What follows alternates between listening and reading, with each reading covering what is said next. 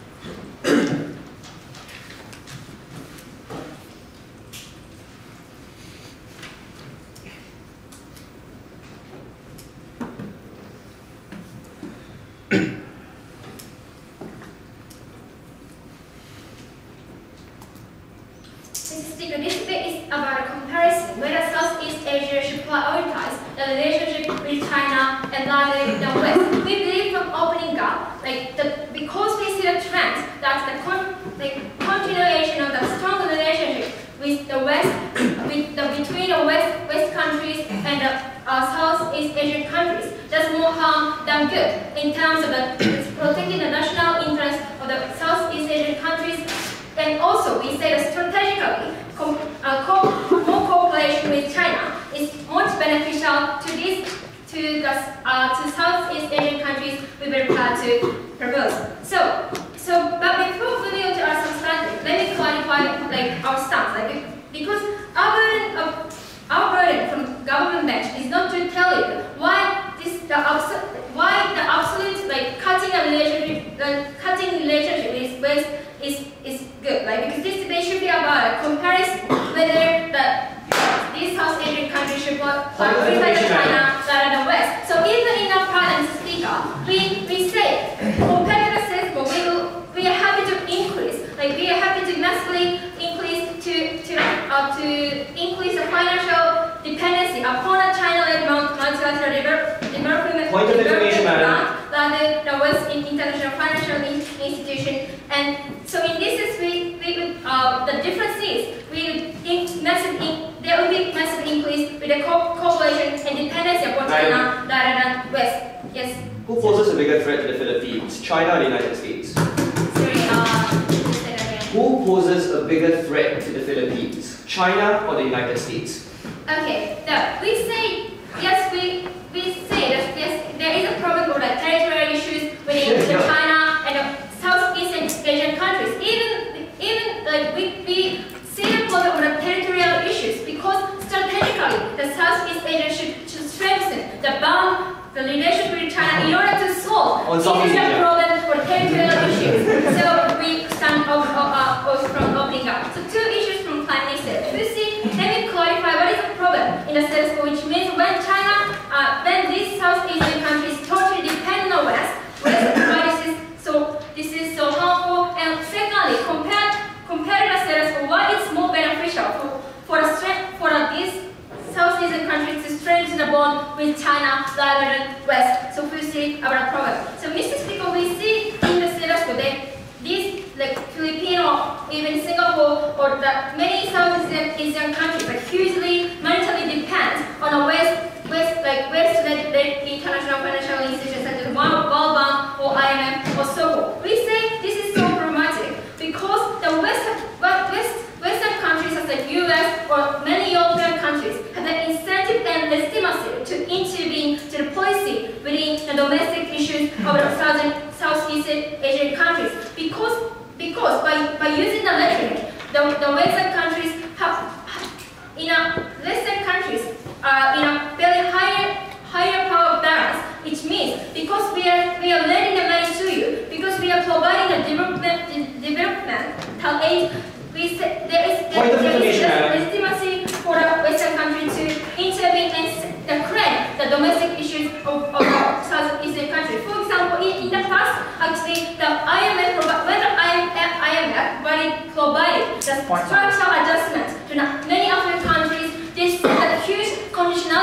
upon this aid and financial support to the African countries. Actually, there is a severe intervention from the West. We say this kind of imposition of the budget from the Western countries is hugely problematic, uniquely in the context of the South Asian countries, because the interests of South Asian countries are still not pursuing the democracy even in the status quo, because their priority for these South Asian countries, such as Malaysia or Vietnam or these kind of, still they are like even now they are under the process of development, Mr. Speaker. That is why, because the interest of the South Asian countries is not to fully develop yet, but because they want to develop more in order to weaken the economic disparity within that state.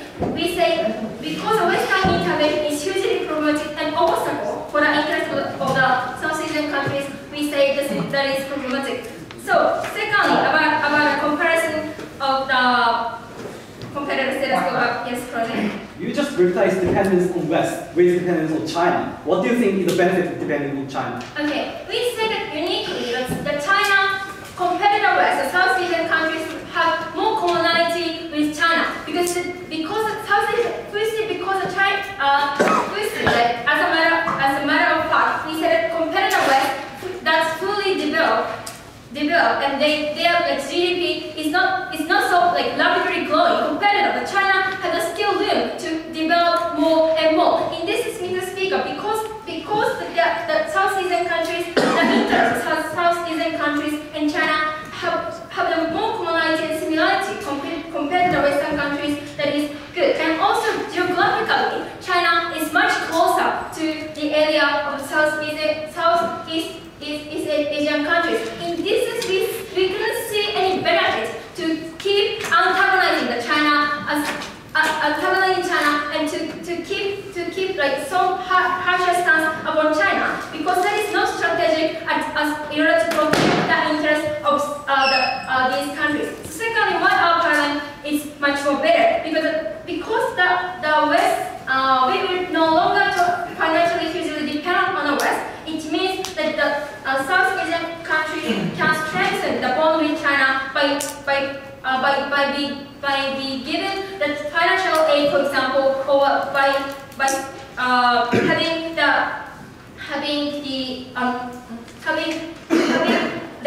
money from the Chinese-led multilateral development bank. We say that is good because China does not have any incentive to interfere like domestic policies within these South Asian countries, because China are the one who hates to be intervened by the other nation. In this, the South Asian countries can protect their own autonomy, and they can develop in a way that they want. So that is a unique benefit we can provide it from opening government. So we are very proud to propose. Thank you, Prime Minister. I call upon the Leader of Opposition.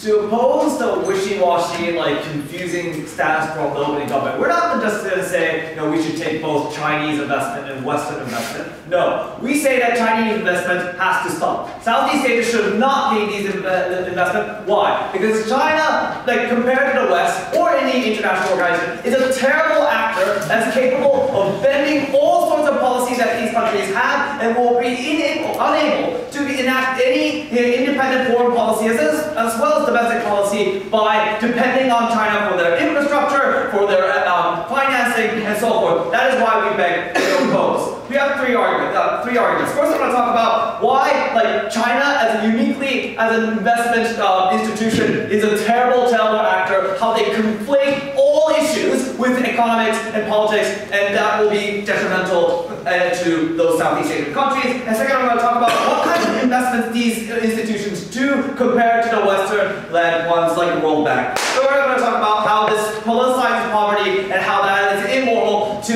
use these poverty as a tool to gain the diplomatic leverage. But first, minor housekeeping concrete rebuttals. They said that these international organizations, such as the World Bank or IMF, like severely intervene in domestic policies, and they say that's bad. First of all, ladies and gentlemen, development banks are different from the IMF, right? IMF only puts money into a country if they're going bankrupt, and if they're going bankrupt, I think they should listen to some extent, like cutting budget. That's like a good idea. So I don't think like intervention equals like all bad is nonsense. And World Bank already have learned many of those issues, like to not intervene so much from the 1980s because they got criticized for putting so much emphasis on infrastructure, so putting so much emphasis on marketization and so forth. So they learned their mistakes, right? So we don't think that they're as bad as they think they are. That brings me nicely into my first topic about character of these investment institutions that they're talking about. That rebuts all those arguments about how that strengthens ties and so forth. So first, about investment institutions, because they seem to think that Chinese investments are some kind of benign, free-for-all money that they get and then they can do whatever they want and without any consequences. But ladies and gentlemen, if they really wanted that kind of money, China could just send money to World Bank and then have the World Bank send that money to those countries. The reason why they have their own investment bank, their own institution, is because they want to use it as leverage against a Southeast Asian country to force them to accept policies that they want them to do. So what's going to happen? Like China is renowned for using the leverage of any type to advance their goals. So what have they done? So for instance, in terms of territory, right? If you have territorial disputes, not only do you have problems in the diplomatic and national security sense, you have problems with seagoing and fishing rights on those areas, and then that's the issue comes up. They are renowned for using Taiwan as an issue to block everything. They blocked all UN aid going to Costa Rica because why? Costa Rica recognized Taiwan. That's it. That's the only reason why all those issues are blocked, and China will all the time use those issues to stop investment or stop anything if it means that will get them on their way. And that's problematic, right? Because at least the World Bank, yes, there is some degree of Western dominance, but Western dominance is not just the United States, it's Europe. Other countries are investing in it, so there are checking mechanisms that are much stronger to make sure that one country's foreign policy or one country's diplomatic policy does not overly influence one institution. So we know that the check against these institutions is very weak, right? If there's only China and other countries are putting only small amounts of money, that's going to be a problem. And China knows that. That's why China wants these institutions. So if they want to say,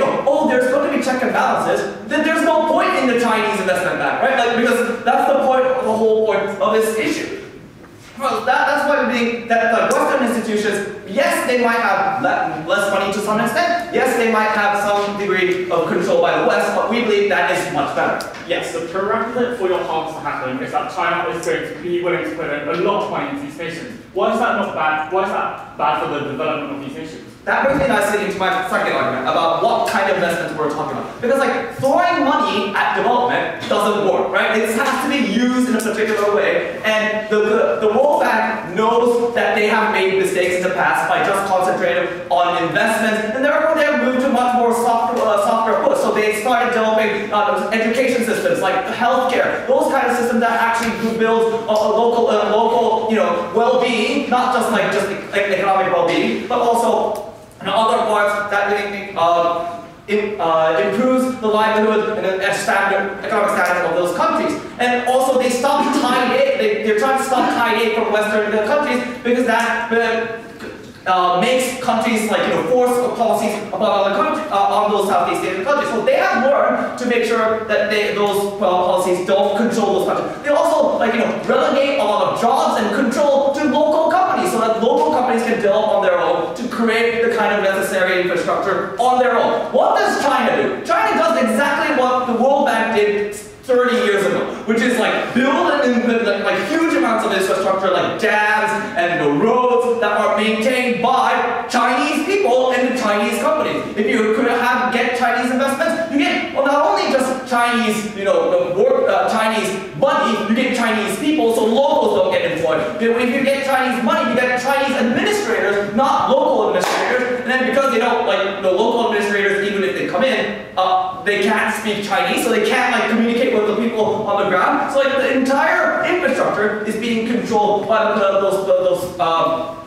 China. Why is that problematic? Because China can, in theory, can just withdraw those money and then completely hold those countries to ransom. They can say that, oh, we're not going to fund those infrastructure anymore, and then the entire country's infrastructure crumbles upon that. So all those pressures that China can exhibit and are willing to exhibit will be amplified by this proposal. That's really, I think, into politicization of poverty, because they're saying like we should use our poor people to make sure we can be friendly with China, which even if there's some sorts of benefit, it's extremely immoral. And that brings me to like this whole issue of like, there's no incentive to improve the livelihood of these people, right? The goal is to improve diplomatic relations with China, which is a perverse incentive to ruin not only the lives of those people, but even the political and diplomatic independence of those Southeast Asian countries. That is why we beg to oppose.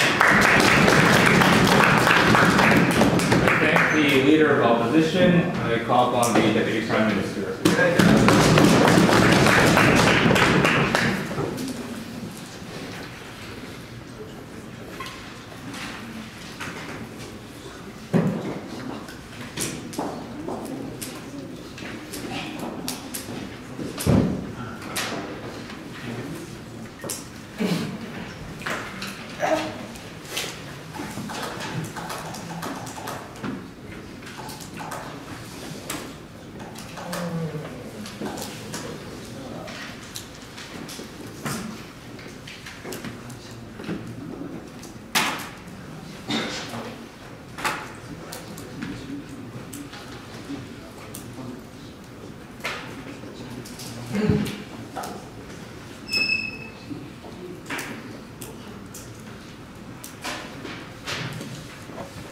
Thank you, Mr. Speaker.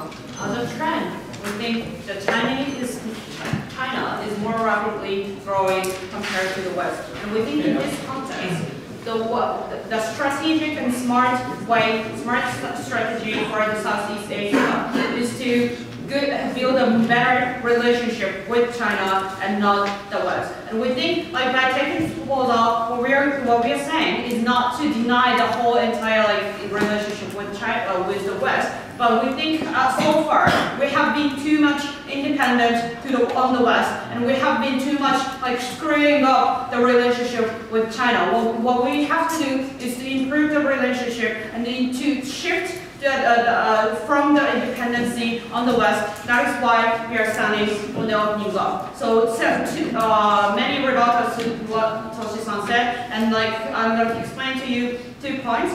Firstly, I'm going to analyze the uniqueness of Southeast Asia and why Southeast Asia should be more independent from the West in the first place. And secondly, I'm going to prove to you what kind of specific difference between exists between World Bank or so on and China-led banks, and why it is good for Southeast Asia to choose the latter. But before that, several rebuttals to Toshi-san. So firstly, we told you so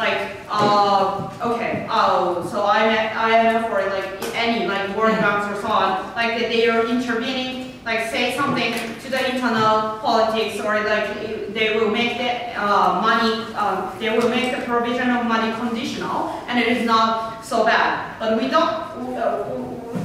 We cannot accept this claim in the first place, because let's look at the example of Russia. When they accepted the IMF, they actually screwed up the whole entire economy of Russia, because no thank you, because of the IMF just saw the statistics of Russia's financial situation, and they didn't care about what is the root cause of that, and actually they actually advised the Russian government to decrease the amount of money in the market. But actually that is the exact reason why the Russia was in the right? So we think and we saw many examples the West is actually imposing some conditions regardless of the situation on the ground, and they are screwing up and worsening the situation. We don't think that it's their claim stands. right? And secondly, they told you like the China will use China will say like you should obey like because no. Tosan told you like China can send the money to the World Bank and like they can and then the World Bank will like lend those money or so on. But we think that is just exactly what United States is doing right now, right? United States is sending money to the World Bank and then like lend that money and like use the rhetoric that you manipulate those countries to act preferable for the United States, and we think that he's actually rather supporting our case. And thirdly, he told you like just because like what China is different and China is worse than the West because they're like so irrational and like they will like stop like giving money just because like other countries recognize Taiwan or so on. But we think United States or World Bank is kind of like the same level, right? If what they're saying is true, like just because like they thought Iraq had a like massive destruction weapon, they will like stop like sanctioning or something. They will sanction some countries or so on. We think that is just the same level, and we don't understand what he is trying to say. Fourthly, his assumption is like China will like so much selfishly act and act in a selfish way. Like we think like let's read the motion. Like these banks are like China-led multilateral, so we don't think like that to that extent. Like China can like act so selfishly in the first place. And no, not yet. And like also like he told you like the World Bank like have learned from the past mistake. Why not China? China has already like seen the history, and why can't China, right? Like we don't understand what is the crime of that. And like no, thank you. And like China, and like he also told you like China has no incentive to improve the lives on the ground of Southeast Asia. We say they have because they want to build a good relationship with those countries in the first place. They do not want to screw up the diplomatic relationship in the first place. And we think there are many Chinese people in the Southeast Asia in the first place. So we think there is a certain incentive for them to improve and for the developing. Name me one World Bank project within Southeast Asia that the US has politicized. What? Name me one project, World Bank project in Southeast Asia that the United States has politicized. Oh, sorry, I can't understand your point. So let's move on to our substantive. So we think like let's change the order. But sorry, I will explain the second point. Like what is the specific difference between World Bank and Chinese bank, Chinese multilateral banks? And we think like no, thank you. We think for the World Bank or those West-led countries, we think like they are oftentimes they're investing money into the like not the target that Southeast countries want to invest in. What do I mean by that? Like they oftentimes they will like target or they will like focus on like investment that actually looks nice. For example, like investment in the like the area that poor people are living or something, and like they're building infrastructure that cannot be actually not used by the local people. And we think like compared to that, like because like we admit that Chinese-led banks are not so much interested in like not so much interested in like the humanitarian like aspects or so on, but we are sure that they will invest in the area that is actually core and like essential for the economical development in that country. And we think for Southeast Asia, because they are on the way of development, what they have to prioritize is the rapid growth and like economic growth that actually will be trickled down to the people on the ground. And we think that when we think about the priority between what we have to do is to choose banks that will surely invest in something that actually bring the tangible economic growth. That's why we start. I thank the Deputy Prime Minister. I call for the Deputy Leader of the once again, we're in a very awkward situation where we have a bunch of Japanese people telling Southeast Asia what to do. Because that worked out really, really well the last time that happened. So what I'm going to do is I'm going to talk about two substantive points. Firstly, I'll be talking to you about how this policy balkanizes the development movement and why that is to the detriment of people who need their help most. And secondly, I'll be talking about how this conjures a specific form of nationalistic fervor that we think is particularly dangerous, taking into account the very precarious context that Southeast Asia and indeed the Pacific region finds itself in right now. But before that, a few points of rebuttal. Firstly, what is a development bank? Because the development bank does not equate to the International Monetary Fund. The development bank is not interested in structural economics. What does the development bank do? Basically, they come in and they try to help people in need, gain access to certain things that they deem to be fundamental or necessary for them to carry out a basic standard of living. For example, one of the projects that I was briefly involved with in the Asian Development Bank in the southern Philippines was to try and get water from a river to allow for irrigation of certain fields for a particular village to be able to grow crops for themselves so they can sell to the market, so that they'll be able to feed themselves as well. That's what the development bank does. It has nothing to do with sovereignty, it has nothing to do with weakening your market economy because it does not extend to that point. But we're going to delve in deeper. What distinguishes between the two forms of development banks that we're talking about? Because they are largely defined by their experience. When you're talking about the newly created Chinese development banks, right, for example the BRICS banks, which by the way is a bit strange to be named in the motion because they haven't really been settled yet. Nobody really knows what they're going to do or what they can do. We just know that China's going to have a huge part in it. But what they're probably going to do is in line with how development aid has been provided with China thus far, because that is what they're familiar with, which is to provide you with a blueprint going forward to help people in need. But to get that project going, they will most likely get Chinese expertise to come down and get your infrastructure started in the first place. Because from their perspective, that's how they've helped their country to grow, that's how they've helped other countries to grow. And the hope that then from that point onwards, you can take it from there. How does the World Bank and the Asian Development Bank then work? Because based on their experience, based on trial and error, they realize that it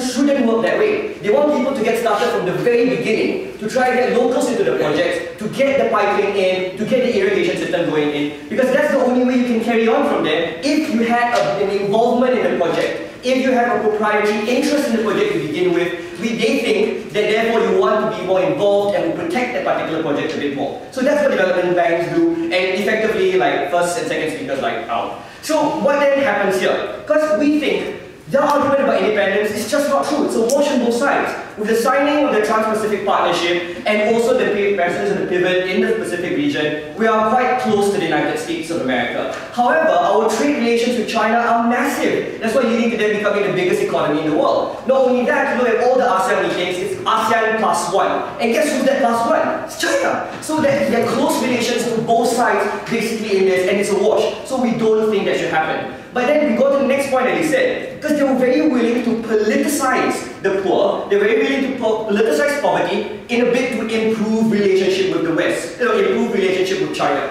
We don't think that should happen, and that's where all Toshi's substantive comes in. Firstly, the concept of soft power that China will use to leverage. We understand there are already significant trade relations. But when you allow this to happen and China is able to exercise Deng Xiaoping's soft power by helping the poorest people in your country to get that basic standard of living, this is especially precarious because the next time a territorial kind of controversy comes up, they're going to be able to say, look, why do you want to lay stick to a particular piece of island that's out in the middle of the ocean when you can't even take care of the people who are most in need in the southern Philippines? And what this is going to do is that it bolsters the rhetoric even further to a point where it's difficult for you as a country to be able to lay any kind of significant claim upon them. Not only that, second thing that Toshi talked about that was not addressed, the opening up for Chinese presence. I've already dealt with this argument. Let's look at a particular example in Angola. When China lent development aid to Angola, what they basically did was to send in the expertise in the excavation of oil. They sent cinnamon oil down to Angola. What they basically established is a localized monopoly in an area of the country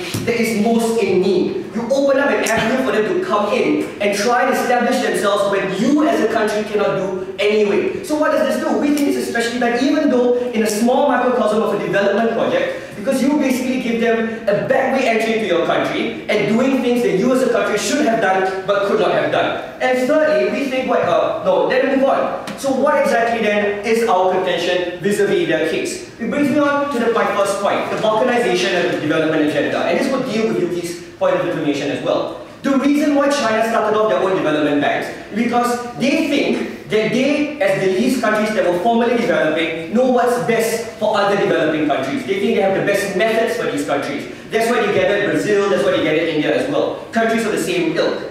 Because they think that the methods employed by the World Bank and the Asian Development Bank is just not working. But why is this bad? Because it fragments the development movement. The development movement has been so far successful because everybody's willing to collectively gather information to better the practice onwards and onwards. Because based on the previous experience it didn't work, everybody comes together and develops it even better. So that way you perfect the particular process. But now when you have two distinct groups, and groups that pride themselves as knowing something to be better, that want to try and capture the market bigger than it already is, they're not going to be as willing to share the best practices anymore. So what happens is that the open source collective process that goes on is going to be undermined. Because now for the people who need it most, they're not going to get the best practices, because China's not going to share with the World Bank anymore, and the World Bank is not going to share with China anymore, because then their market share will be affected as well. But yes? Okay, as long as South Asian countries fully depend on Western banks, that China has massive antipathy for them.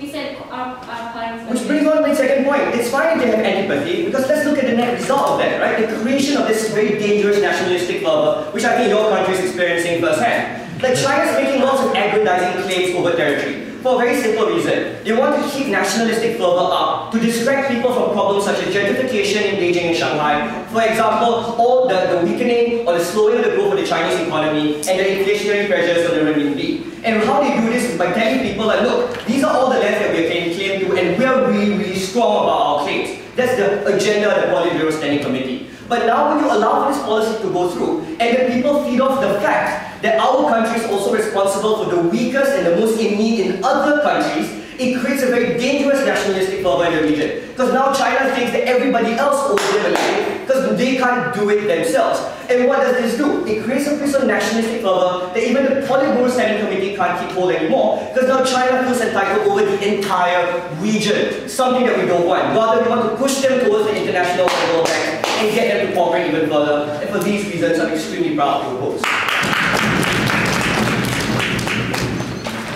I thank the deputy leader of opposition. I call upon the member of government